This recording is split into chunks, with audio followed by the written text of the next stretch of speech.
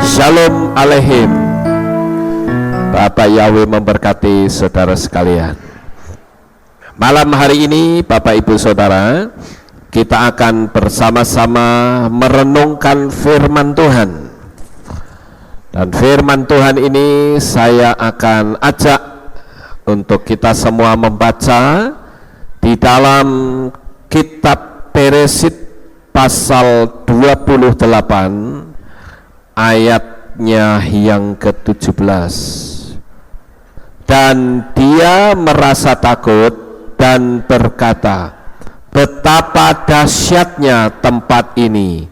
Ini tidak lain melainkan bait Elohim, dan inilah gerbang surga. Sampai di sini pembacaan kita. Saudaraku yang terkasih, kita melihat bagaimana pada waktu itu Yakub sedang bergumul dengan Tuhan. Dan kalau kita melihat di sini, ternyata pergumulan Yakub itu sangat berat sekali.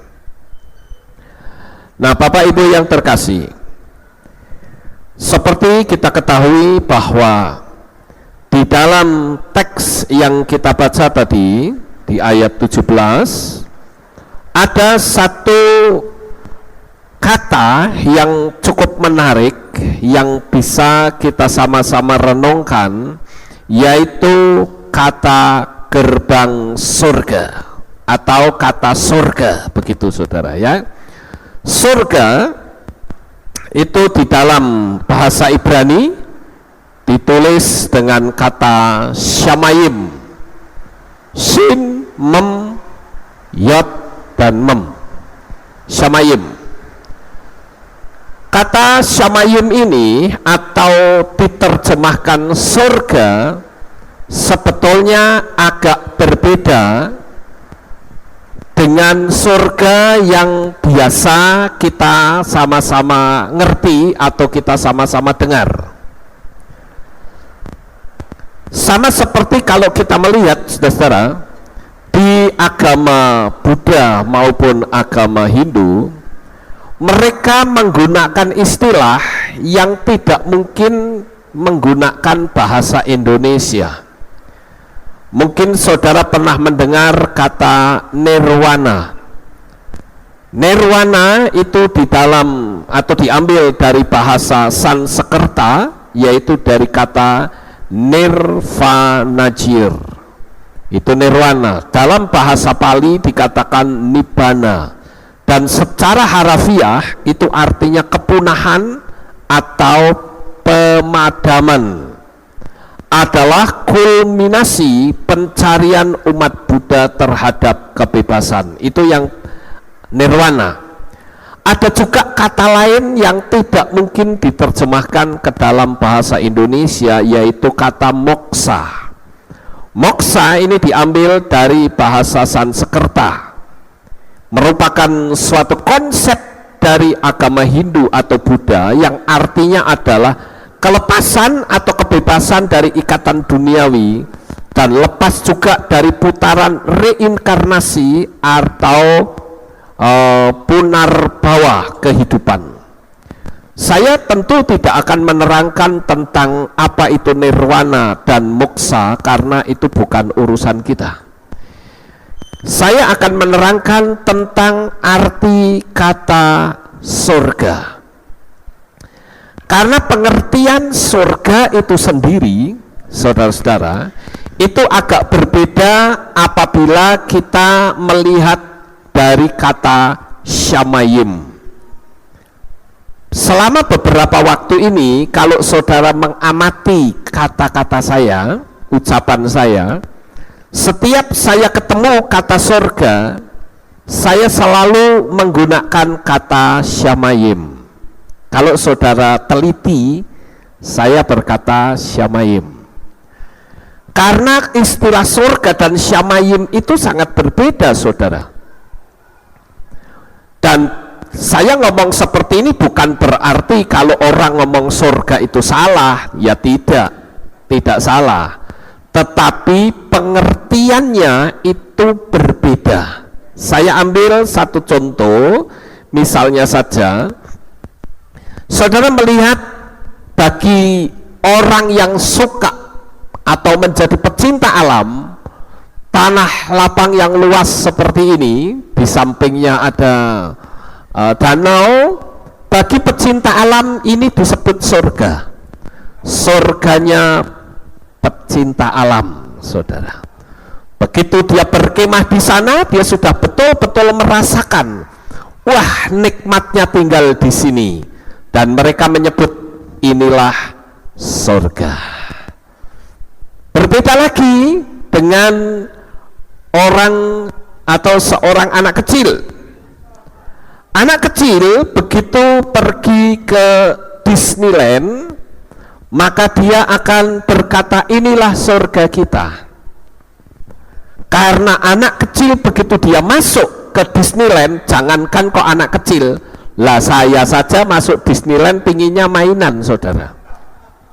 Senang sekali di sana bermain-main, saudara. Ada ayunan, ya, wah, masa kecil kurang bahagia. Ya, mainan ayunan itu surga. Orang bilang, wah, ini surga saya, ya. Jadi pengertiannya akan sangat berbeda. Begitu juga bagi orang yang senang dalam dunia seksual, pergi ke tempat pelacuran, wah, dia bilang, wah, ini surga kita, surganya saya, ya.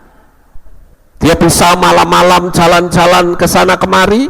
Kalau saudara lihat di luar negeri, wow, itu apa namanya, tempat pelacuran, wah, marak sekali, saudara. Saya dulu pernah pada waktu ke Australia, saya diajak teman saya jalan-jalan ke King Cross, saudara. King Cross itu tempat pelacurannya Australia. Saya pengen tahu kayak apa, ya. Waduh, modelnya macam kayak begini, saudara, ya.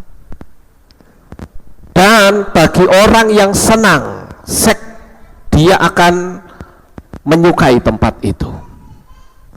Tapi kalau orang yang ngerti, dia akan mikir di situ banyak penyakit, saudara.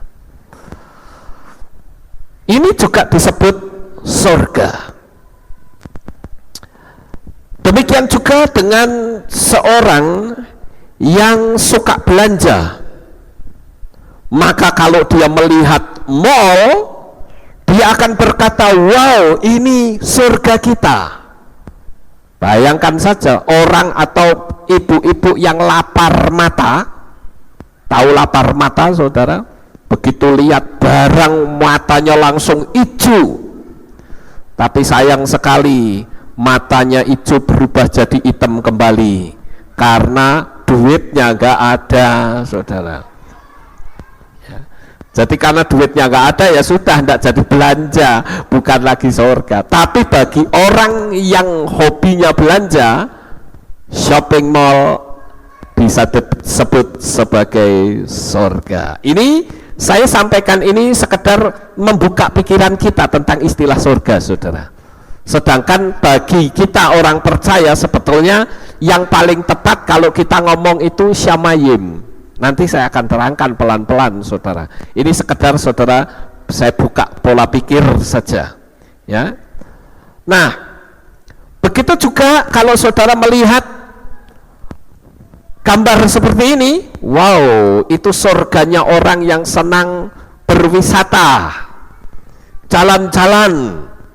Begitu lihat pemandangan indah, waduh, ini benar-benar surga, menyenangkan sekali, saudara-saudara. Ya, itu juga disebut surga. Nah, begitu juga dengan ini. Ini juga surganya para penjudi, saudara. Ya, surganya para penjudi. Kalau saudara pernah pergi ke Las Vegas, saya pernah menginjakkan kaki di Las Vegas, saudara. Wah, itu surga benar-benar untuk kedagingan, saudara.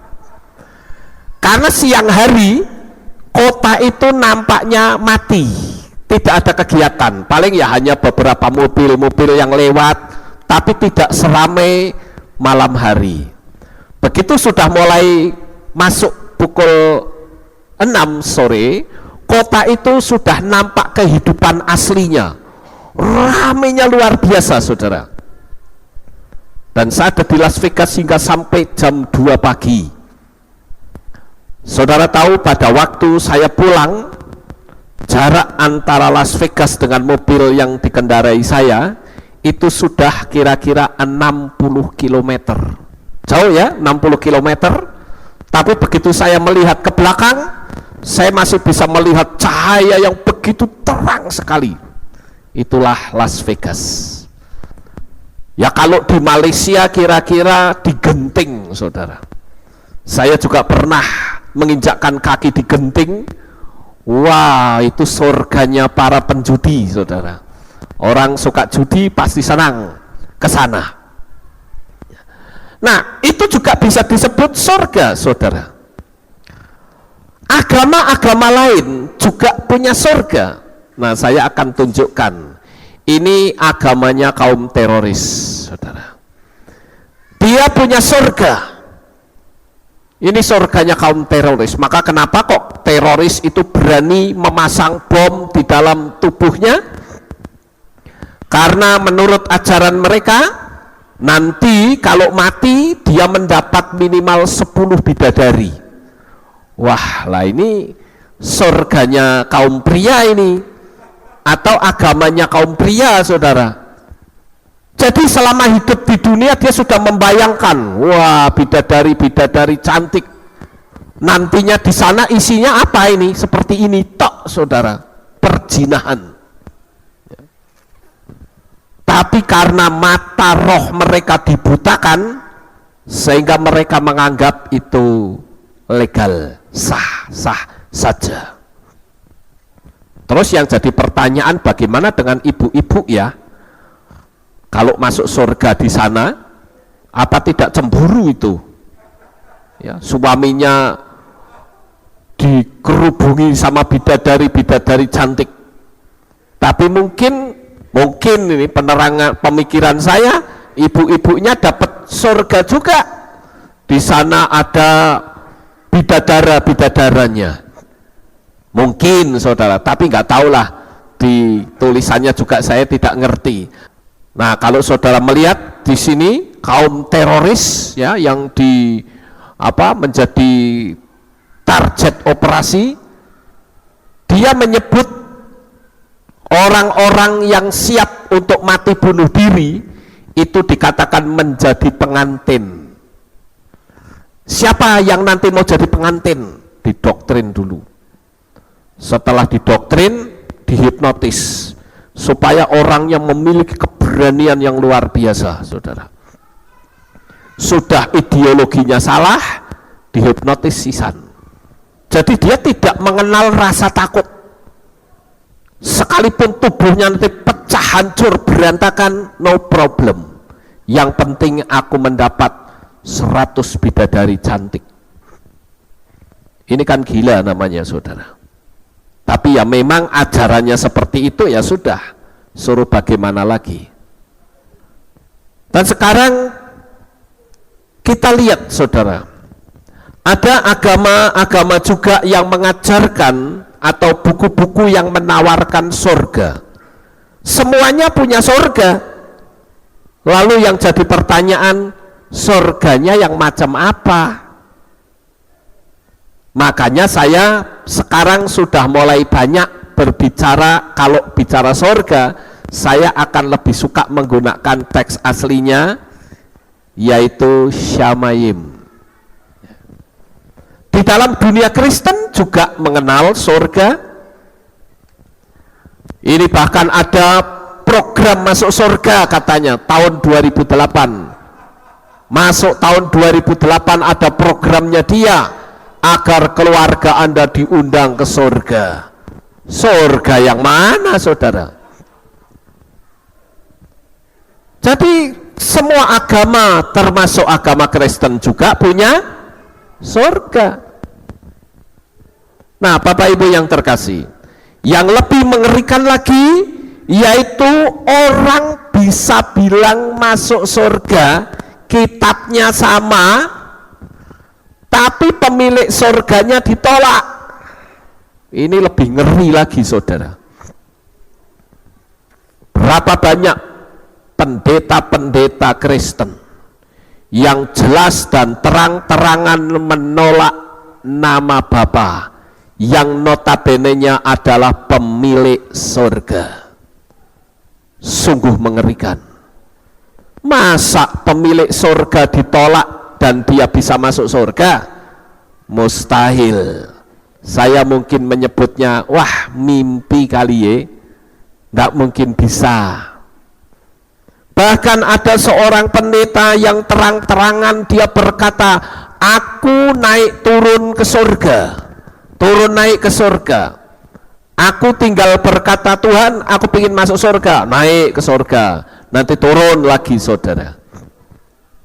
Tetapi sayang sekali dia menolak nama Yahweh yang adalah pemilik surga. Mana bisa? Dan kalau saya perhatikan dalam dunia Kristen ini cukup aneh, saudara. Coba saudara renungkan sejenak. Dunia Kristen itu aneh.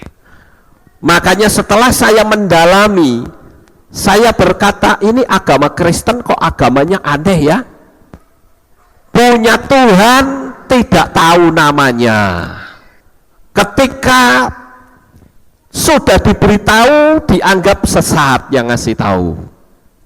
Ketika dia berkata punya juru selamat, namanya juga salah. Hari kelahirannya juga salah. Hari kematiannya juga salah. Hari rayanya tidak banyak orang yang tahu. Agama macam apa coba saudara?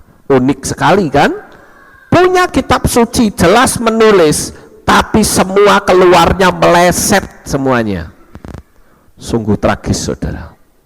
Dan kalau diberitahu, orang langsung akan menganggap sesat.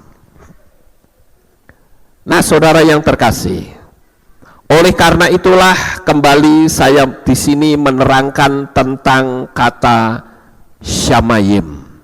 Memang syamayim itu diterjemahkan dalam bahasa Indonesia dengan surga. Memang, tapi saya lebih enjoy kalau saya menggunakan kata syamayim. Kata syamayim pertama kali muncul itu di kitab Beresit pasal 1 ayat 1. Di sana dikatakan Beresit bara Elohim et hasyamayim wa et haaretz. Nah di sana kita ketemu kata syamayim. Syamayim yang ada dalam kitab Beresit 1 itu diterjemahkan dengan kata langit. Beresit bara Elohim et hasyamayim. Nah kata syamayim itu diterjemahkan langit. Pada mulanya Tuhan menciptakan langit dan bumi. Bumi adalah arets. Jadi kata syamayim itu bisa diartikan langit, tetapi juga kalau saudara membaca di dalam kitab Beresit 28 ayat 17, kata syamayim yang sama diterjemahkan dengan kata surga. Lalu apa sih perbedaannya saudara? Kalau kita melihat di samping ini ada yang saya tulis dengan kata hamakom. He, mem, kaf, waw, dan mem. Membacanya hamakom. Apa yang disebut hamakom? Hamakom artinya tempat itu. Nah saya akan terangkan nanti, sekali lagi saya akan memberitahu kepada saudara bahwa istilah hasyamayim itu secara literal diterjemahkan langit seperti yang tertulis dalam kitab Devarim pasal 10 ayat 14, kitab Iyob pasal 11 ayat 8 dan kitab Tehillim 19 ayat 2. Namun kata yang sama, yaitu samayim, bukan saja diterjemahkan langit tetapi diterjemahkan surga. Itu ada di dalam kitab Tehillim 11 ayat yang keempat, Melehim Bet pasal 2 ayat yang ke-11, dan kitab Difre Hayamim Bet pasal 7 ayat 14. Nah, Bapak Ibu yang terkasih, kembali lagi saya katakan tentang kata hamakom atau tempat itu. Kita tentu tahu bahwa Yakub itu pernah bergumul dengan malaikat Tuhan di tepi sungai Yabok. Dia bahkan tidur di situ, di satu tempat, kemudian dia melihat atau bermimpi ada tangga yang turun naik. Ada tangga di sisi kiri kanan itu ada malaikat yang turun naik, saudara. Nah, di tempat itulah saya katakan tempat itu yaitu hamakom. Tempat itu dalam bahasa Ibrani artinya hamakom, atau dari kata hamakom, tempat itu. Tempat itu tuh tempat apa? Tempat di mana Tuhan berinteraksi dengan manusia, itu hamakom, tempat itu. Nah, tempat itu juga yang disebut sebagai pintu gerbang surga, yang tadi disebut di dalam pasal yang ke-28 ayat yang ke-17.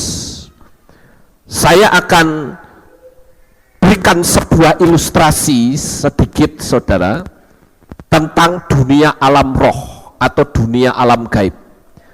Seperti saudara ketahui, mungkin kalau saudara pernah nonton acara di televisi yang judulnya Masih Dunia Lain, di sana kadangkala ada seorang paranormal yang memberitahu bahwa tempat ini adalah pintu gerbang menuju ke kerajaan setan. Sebutannya adalah pintu gerbang. Pertanyaannya, apakah orang tahu kalau di situ pintu gerbang? Tidak ada yang tahu. Yang bisa tahu adalah orang yang bisa melihat melalui mata batin, saudara, atau melalui dunia supranatural. Dia akan tahu, wah benar, ini tempat keramat, ini pintu gerbang menuju kerajaan setan.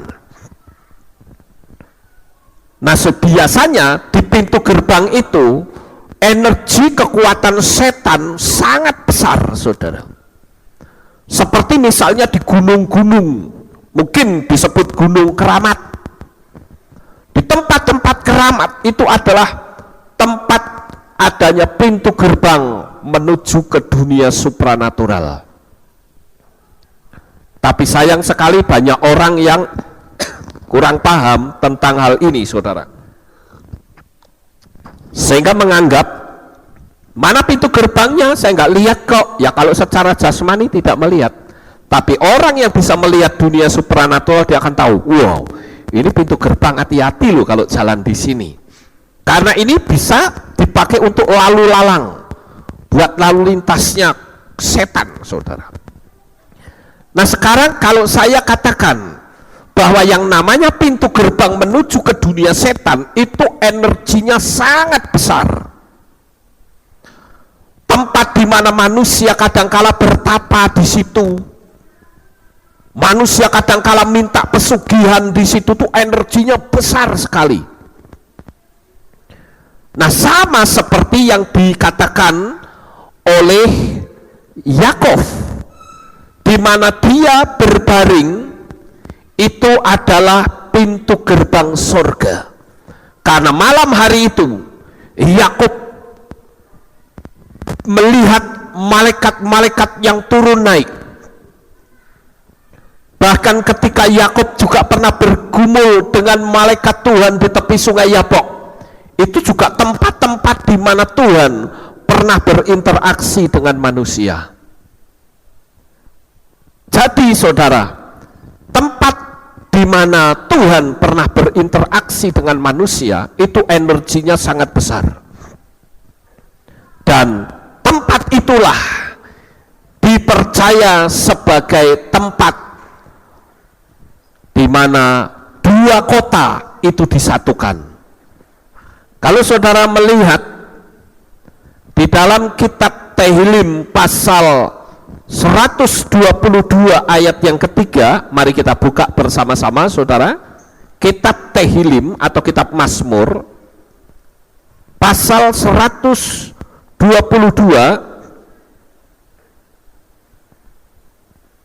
ayat yang ketiga. Di sana dikatakan, Yerusalem yang dibangun bagaikan sebuah kota yang digabungkan kepadanya bersama-sama. Jadi kota Yerusalem itu dibangun, atau kota Yerusalem itu sebetulnya adalah dua kota yang digabung, atau dua tempat yang digabung menjadi satu, yaitu Shalem itu sebetulnya adalah daerah Gunung Moria saat Ishak dikorbankan, dan kota Luz saat Yakov bermimpi ada tangga dan malaikat Tuhan turun naik. Dua kota yang disebut Gunung Moria, ya, dan kota Luz yang diubah menjadi Betel. Betel itu diambil dari dua kata, Bet dan El. Bet itu artinya rumah, El artinya Tuhan. Jadi kata Betel artinya rumah Tuhan. Nah, Yerusalem itu disebut Hamakom, tempat itu, tempat di mana manusia bisa berinteraksi dengan Tuhan. Saudaraku yang terkasih, jadi kalau tempat di mana Tuhan berinteraksi dengan manusia, di situ energi Tuhan masih ada. Barangkali saudara akan bingung kalau melihat orang Yahudi berdoa di tembok ratapan atau Western Wall. Kita mungkin, ya seperti saya dulu pada tahun 96 kalau tidak salah, 96 atau 9 berapa saya lupa, tetapi ketika saya pergi ke Israel, saya ada di Yerusalem itu sebetulnya cukup lama, ada 3 malam saya di Yerusalem. Dan salah satu kunjungan wisata yang saya ikuti adalah pergi ke tembok ratapan. Dan saudara tahu di tembok ratapan itu begitu banyak orang, ramai sekali di sana. Yang sekarang seperti ini, ya. Kalau yang dulu nggak ada sekatnya begini, ya. Kalau sekarang ada sekatnya, cuman nggak tahu apakah sekat ini sifatnya permanen atau hanya temporary, saya tidak tahu. Tetapi pintu masuknya di sini. Kemudian nanti akan dipisah, yang perempuan di sebelah sini, yang laki-laki di sebelah sini.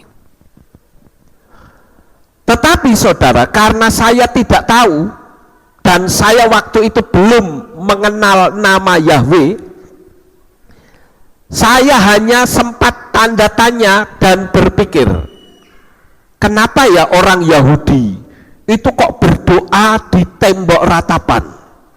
Sudah nek berdoa golang-galeng kepalanya kayak begini. Nah, kalau yang gini-gini saya sempat tanya sama tour guide-nya. Saya bilang, kenapa ya orang Yahudi kalau berdoa goyang-goyang kepalanya seperti ini, ada yang begini-begini, maksudnya apa? Dia hanya menjawab singkat, hanya konsentrasi saja. Oh, saya tahu kalau konsentrasi, karena saya sudah mengenal kata konsentrasi, khususnya di dunia magic dan meditasi. Saya sudah tahu, saudara. Jadi waktu itu saya hanya berpikir, nih orang Yahudi apa tidak punya tempat ibadah ya? Lawang di Yerusalem itu kan ya tempat ibadahnya besar-besar, saudara. Ada yang namanya sinagoga terbesar di Yerusalem, saya ya masuk ke sana. Orang-orang juga punya sinagog-sinagog kecil-kecil ada di mana-mana. Ngapain mereka berdoa di tembok itu?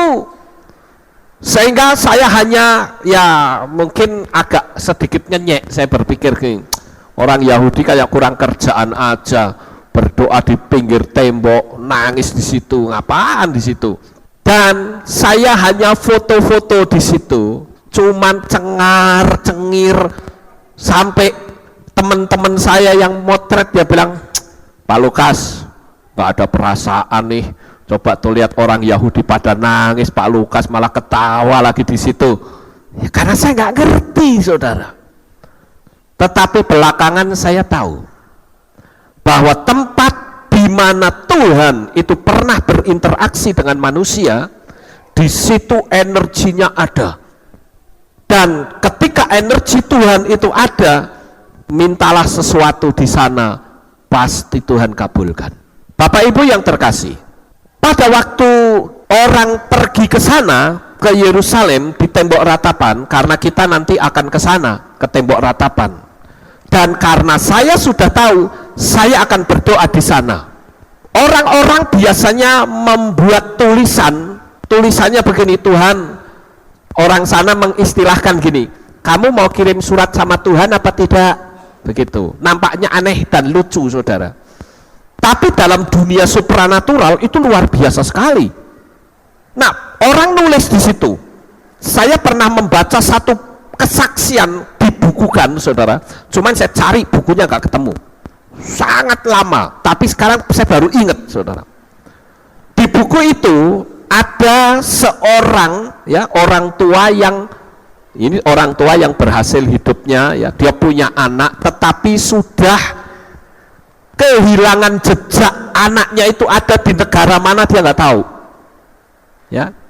Nah, waktu orang tua itu pergi ke Israel, dia sudah kehilangan 30-an tahun dengan anaknya, nggak pernah ketemu.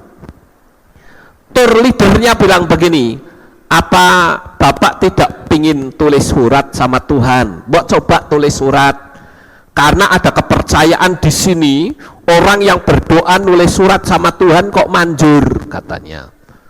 Ya, terus dia nulis, saudara. Di tulisan tersebut dia ngomong begini, Tuhan, saya kehilangan jejak anak saya 30 tahun lamanya. Saya tidak tahu anak saya mati atau dia ada di negara mana, saya tidak tahu. Tapi saya kangen berat. Saya rindu sekali untuk bisa ketemu anak saya. Tolong ya Tuhan, kalau nanti anak saya ketemu, tunjukkan ini alamat saya. Dia tulis alamatnya di situ. Dia masukkan ke dalam sela-sela dinding di sini, saudara. Perlu saudara ketahui bahwa dinding ini akan dibersihkan secara berkala. Kalau sudah penuh, dia akan diturunkan, dibersihkan, saudara. Apakah itu seminggu, ataukah itu 1 bulan, pokoknya pasti dibersihkan. Nanti diganti dengan kertas yang lain, bersih lagi, saudara. Nah, ternyata ada seorang anak yang juga pergi ke Israel dan dia berdoa di situ. Dan anak ini juga punya kerinduan untuk ketemu ayahnya yang sudah 30-an tahun tidak ketemu. Dia juga menulis surat, saya ingin ketemu dengan anak saya, dengan bapak saya. Saudara tahu, pada waktu anak itu mau memasukkan kertas di sela-sela dinding, ternyata ada salah satu kertas di dinding ini yang terjatuh. Dan si anak itu akan mengembalikan kertas tersebut. Tetapi entah kekuatan dari mana, anak itu membuka kertas tersebut. Betapa terperanjatnya dia ketika dia melihat bahwa itu adalah surat dari ayahnya yang memiliki kerinduan yang begitu kuat dengan dia. Alamatnya pun jelas. Anak ini bersuka cita. Akhirnya dalam kisah itu diceritakan, anak dan bapak ini ketemu, saudara. Yang jadi pertanyaan, apakah itu sebuah kebetulan? Saya yakin tidak. Oleh karena itu nanti saya memberitahu kepada semua jemaat yang ikut tur ke sana, ke Israel, saat kita ada di Yerusalem, jangan sia-siakan waktu. Saudara tulis surat apa yang saudara inginkan, ya, katakan di situ. Lalu selipkan di sana sambil berdoa, Bapa, inilah kerinduan saya, taruh saja di situ. Dan saya yakin dari banyak cerita-cerita yang saya dengar, banyak orang dikabulkan doanya di situ, saudara. Salah satu contoh adalah Ibu Rita, ya, Rita Wirman yang minggu lalu kesaksian di sini, saudara. Saudara masih ingat kan? Dia punya suami namanya Karel Wirman. Orang ini dengan kekristenan bencinya luar biasa, saudara. Apalagi dia ngerti kalau orang Kristen menyebut nama si A, wah, bencinya luar biasa. Kenapa? Karena pada waktu terjadi pengeboman World Trade Center di New York, itu Pak Karel itu sedang naik pesawat, saudara. Begitu pesawat turun, orang-orang yang seagama dengan teroris tadi, dia bersorak-sorak mengeluh-elukan nama si A tersebut. Di situ dia bencinya luar biasa. Makanya setiap kali ada orang Kristen yang menyebut nama itu, langsung dia acungkan jari tengah seperti ini, saudara. Dan itu simbol penghinaan yang luar biasa. Dan waktu itu istrinya, Ibu Karel Wirman, diberi kesempatan untuk tur ke Israel. Dia sudah tur ke Israel, saudara.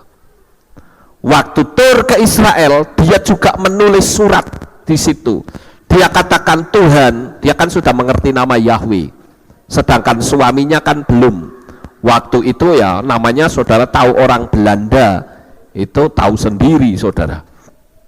Mereka dibilang orang kafir, ya iya, karena dia cerita ya sepanjang perjalanan waktu saya antar ke Jogja, Karel ini cerita, dia bilang katanya, kamu tahu nggak kalau di Belanda sana gerejanya besar-besar, tetapi isinya tidak lebih dari 10 orang. Itu pun tua-tua semua yang sudah bau tanah. Dan saudara tahu, di Belanda itu banyak gereja-gereja yang dijual karena tidak ada penghuninya, saudara. Gembalanya nganggur. Dan waktu itu dia memberi izin kepada istrinya, Ibu Karel, untuk pergi ke Israel. Dia tulis surat, Tuhan, saya rindu supaya suami saya dibaptis. Saya rindu supaya suami saya mengenal akan Engkau. Dan Ibu Karel Wirman ini rupa-rupanya dia orang yang selalu nonton YouTube, ya, video gereja kita. Gereja kita kan bisa diakses seluruh dunia, saudara. Salah satu di antaranya Ibu Karel ini melihat kita melalui pengajaran-pengajaran yang saya sampaikan, lalu dia ikutin terus. Dan kalau saudara lihat ya, coba saudara masuk ke menu video aktivitas, saudara lihat pengajaran saya, Ibu Karel ini memberikan komentar, ya, ada komentar kata-kata singkat di situ. Nah, di dalam doanya itu, dia ingin supaya suaminya itu dibaptis. Dia taruh kertas di dinding, saudara. Dan doa itu ternyata betul-betul dikabulkan. Minggu yang lalu, Bapak Karel Wirman saya baptis. Dia, Ibu Karel ini berkata, wah, saya ini sudah didatangi oleh beberapa pendeta terkenal di Belanda. Tetapi Pak Karel itu berkata, oh no, katanya. Nggak mau dia. Yang lebih parah lagi, Ibu Karel ini kan punya teman, seorang pendeta terkenal juga di Indonesia, tetapi dia masih memanggil si A. Ibu Karel ini mengingatkan, awas ya nanti kalau di rumah kalau ngomong sama saya jangan menyebut nama itu, nanti kamu bisa dilecehkan katanya.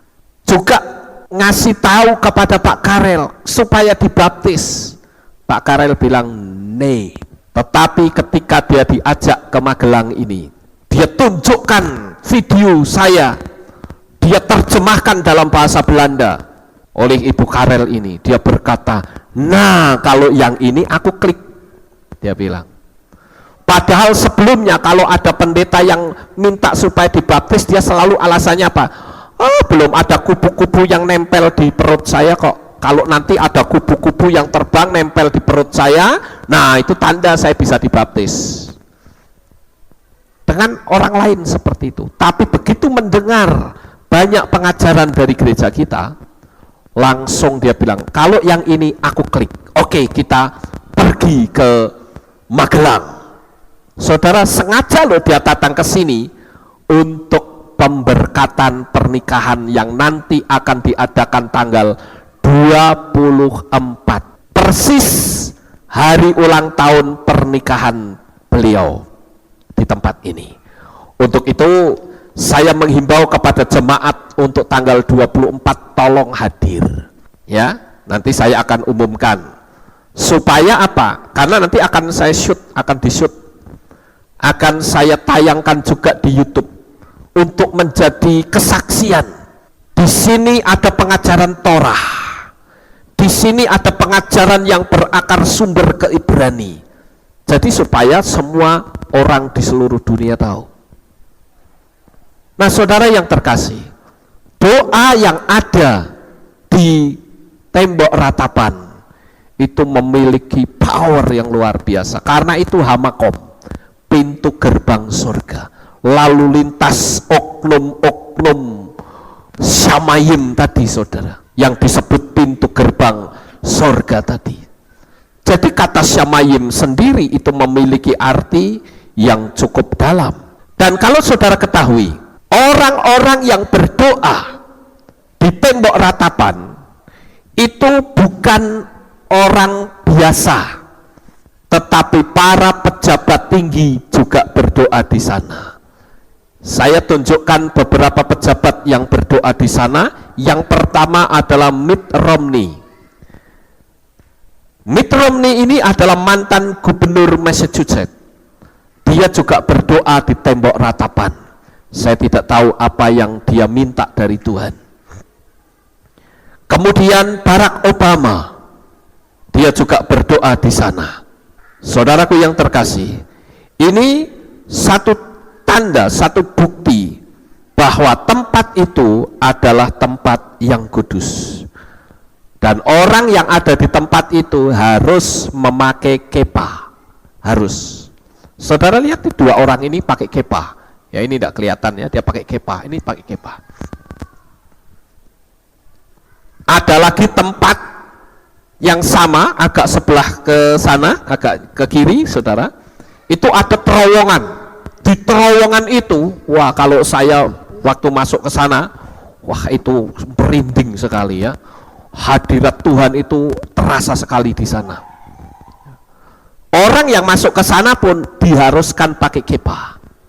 Kalau tidak mau pakai kepah seperti saya ini, you out, nggak boleh.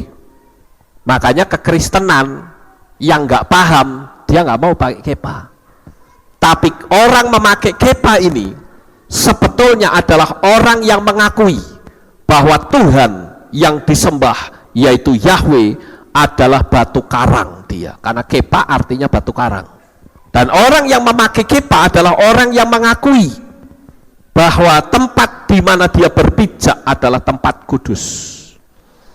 Dan orang yang memakai kepah juga mengakui bahwa Mesias sekali waktu kelak akan datang.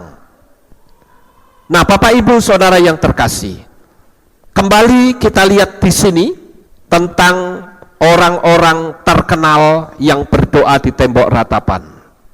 Kemudian mantan Presiden Amerika yaitu Bill Clinton juga berdoa di situ. Kemudian Perdana Menteri Kanada Stephen Harper juga berdoa di situ. Kecuali orang yang tidak berdoa, nggak usah pakai kepa, nggak apa-apa. Ya, dalam arti seperti kayak para wartawan gitu kan, tanpa kepa. Karena dia insidental. Tapi kalau yang masuk ke dalam itu harus. Kalau yang di luar, karena ini kan sangat luas ya, halamannya luas. Ya, tapi yang di dekat dinding itu, di mana orang berdoa, dia harus pakai kipas. Nah, saudaraku yang terkasih, kata syamayim itu diambil dari akar kata syamah. Syamah itu artinya ada di sana. Dan kata syamah itu menjadi julukan nama Yahweh. Jadi nama Yahweh kan dijuluki macam-macam.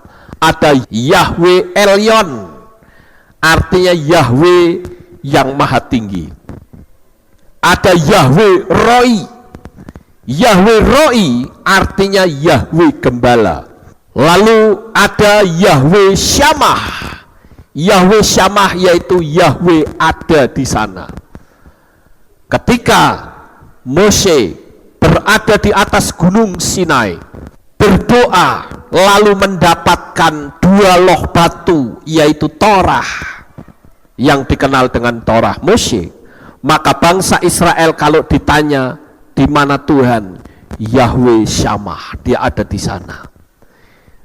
Jadi, itu sebabnya kenapa kita bisa, akhirnya saya bisa memaklumi kalau orang Yahudi berdoa di tembok ratapan, karena saya belajar, akhirnya saya tahu. Kalau saya tidak belajar, saya akan menganggap kepercayaan Yahudi ini aneh. Berdoa kok di situ, emangnya tidak ada tempat yang lain. Tetapi saudara, sekali lagi, tempat di mana Tuhan pernah datang, di situ hadiratnya masih ada. Ya, jadi nanti jemaat Tuhan yang ikut ke Israel, saudara mendapatkan nilai plus, karena saya sudah kasih penerangan seperti ini, sehingga saudara berdoa juga doanya yang mantap.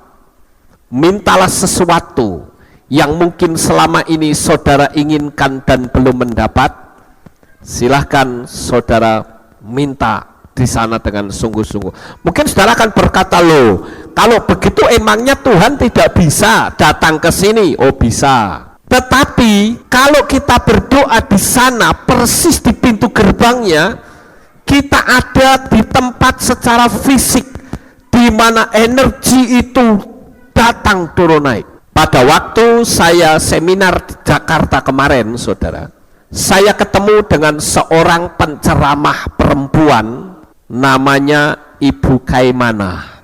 Ibu Kaimana ini seorang yang pandai 5 bahasa. Dia tinggal di Roma selama 7 tahun.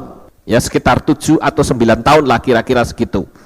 Dia banyak cerita. Selesai saya ceramah, dia cerita sesuatu. Tapi ada satu hal yang menarik, dia katakan, Pak Lukas tahu nggak bahwa tempat dulu Yakub bergumul dengan malaikat Tuhan, yang di sana dulunya kota itu bernama Luz dan sekarang menjadi Betel. Ternyata ada ilmuwan Amerika yang melihat tempat itu melalui radar dan kamera dari antariksa. Di situ tertulis huruf Ibrani Yod-He Waw-He, nama Yahweh. Jadi kita bisa lihat betul-betul energinya sangat besar sekali. Tetapi sayang sekali kita yang tidak paham, kita hanya menganggap, itu kan khayal. Tapi dunia supranatural itu sungguh mengerikan, saudara.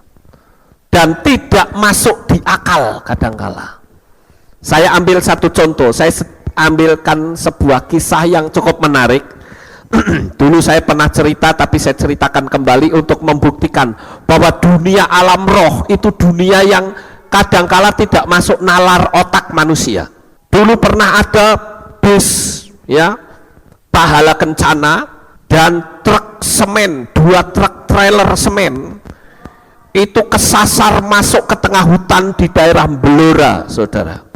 Perjalanan dari Jakarta menuju ke Bali ternyata jalanan macet, lalu bis Pahala Kencana dengan truk trailer pembawa semen dia nyimpang ke kiri, cari jalan desa, pikirnya bisa tembus ke sana. Ternyata si supir kaget luar biasa ketika bis itu tiba-tiba berhenti dan dia tidak menemukan jalan di sana. Dia hanya melihat pohon-pohon yang begitu penuh, kiri kanan pohon, muka belakang pohon, tidak ada satupun pohon yang rusak, saudara. Itu sempat masuk ke koran, masuk ke internet, dan ada fotonya.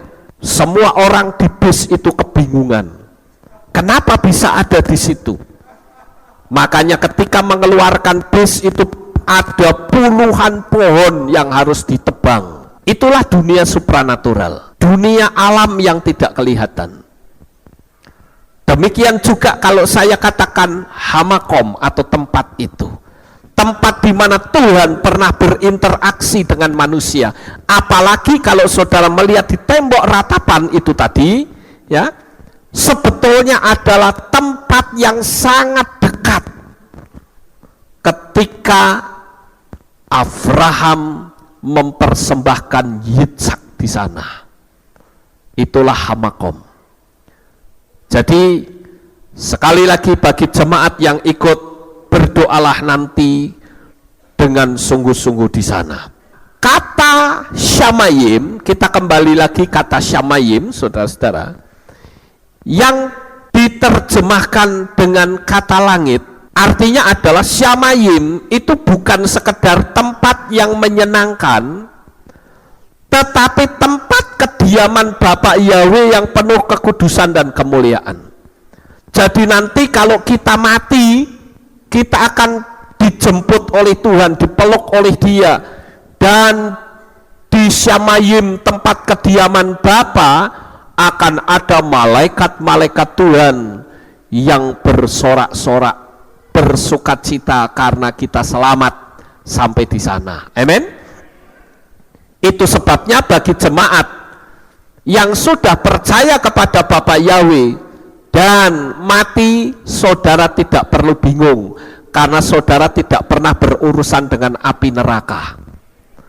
Saudara akan langsung dipeluk oleh Tuhan, langsung dijemput, dan sudah disiapkan rumah yang indah di sana. Jangan tinggalkan Tuhan.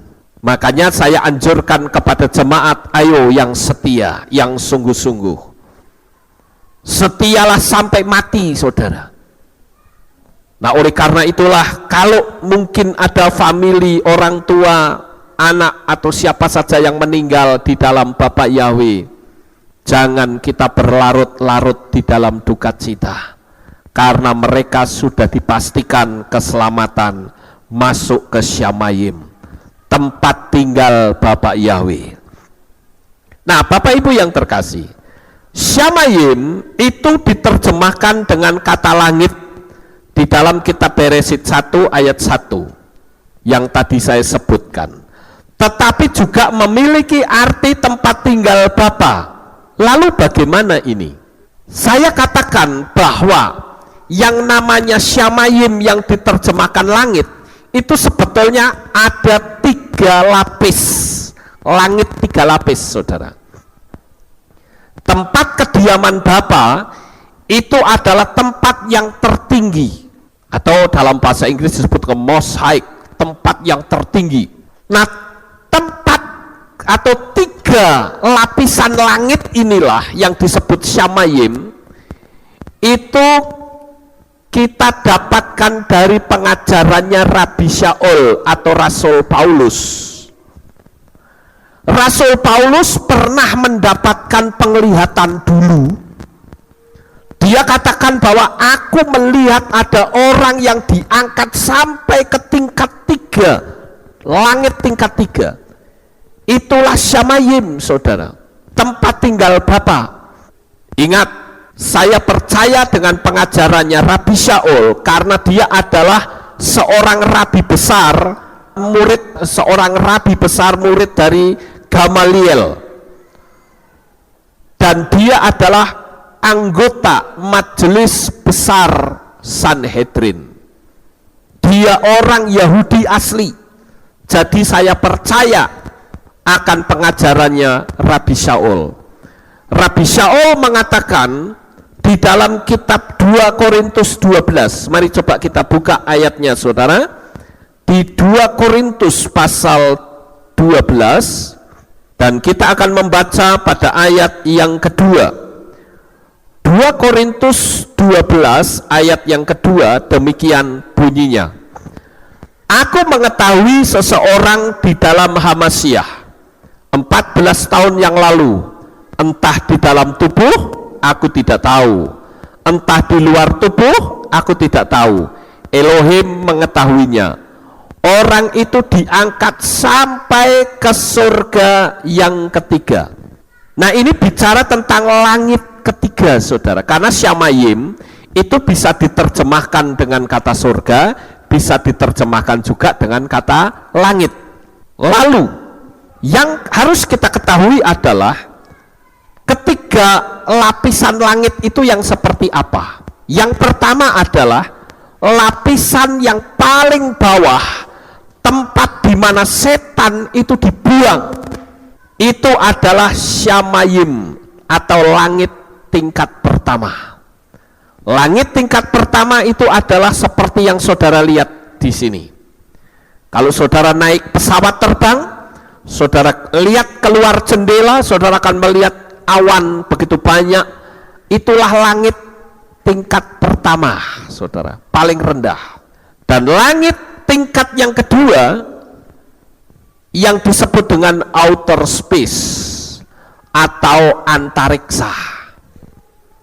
Dan saudara tahu antariksa ini di mana bumi hanyalah setitik debu. Itu langit kedua saudara. Dan kalau saudara melihat di dalam kitab Iyob pasal 38 ayat 32, mari kita lihat sejenak ayat ini saudara. Ayub 38 atau Iyob 38 ayatnya yang ke-32, 38 32.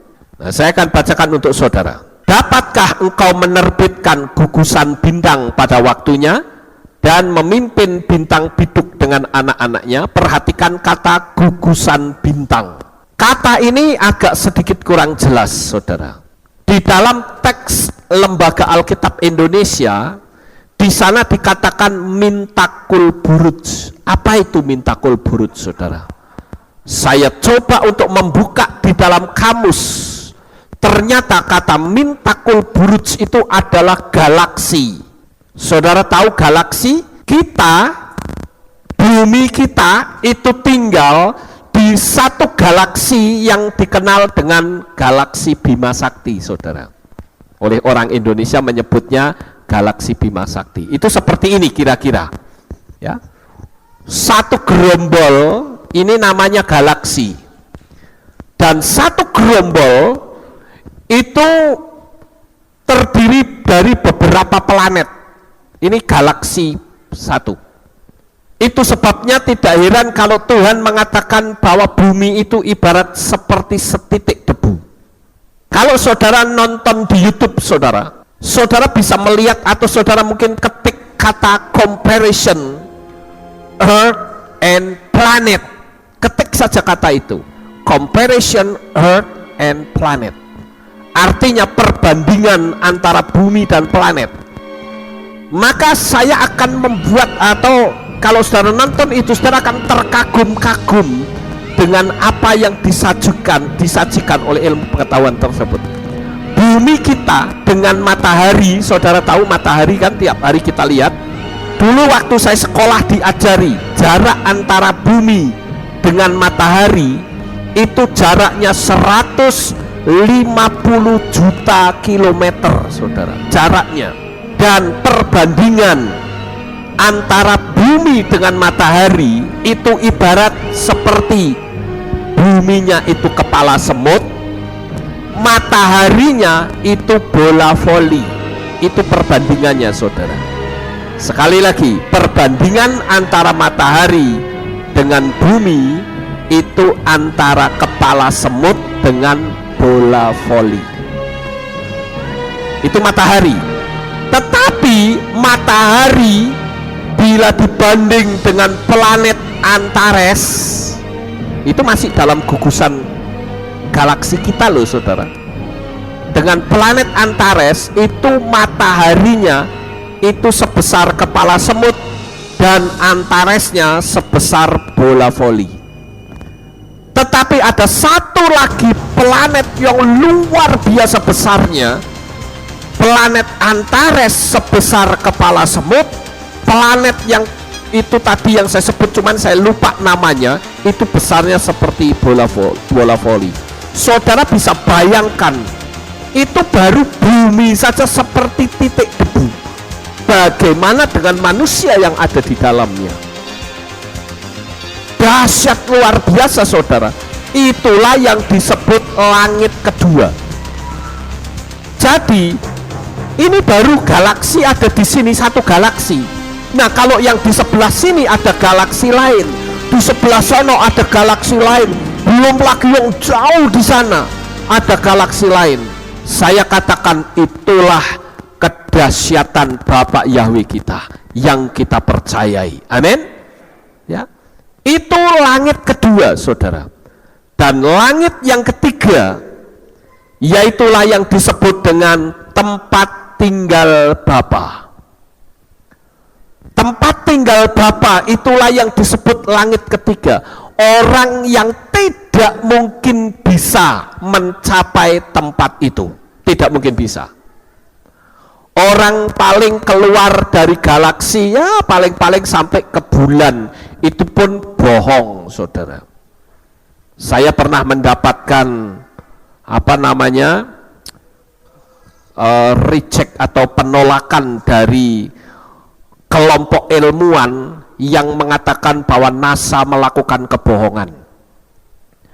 Karena orang yang dibilang pergi ke bulan itu tidak pernah ada. Kalau ada videonya itu dibahas di situ. Ya, saya pernah lihat dan itu sempat masuk di televisi juga.